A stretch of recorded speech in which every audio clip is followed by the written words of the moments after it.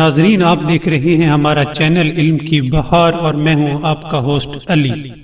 ناظرین، ایک دفعہ کا ذکر ہے کہ ایک شخص جس کا نام علی ابن محمد ضمیری تھا، وہ کہتا ہے کہ میں نے جعفر ابن محمود کی بیٹی سے شادی کی، مجھے اس سے بڑی محبت تھی مگر اس سے اولاد نہ ہوئی۔ میں نے امام علی نقی علیہ السلام کی خدمت میں حاضر ہو کر اپنا مطلب عرض کیا، تب حضرت مسکرائے اور ارشاد فرمایا، تم فیروزے کی انگوٹھی لے لو اور اس پر یہ کلمات نقش کروا لو۔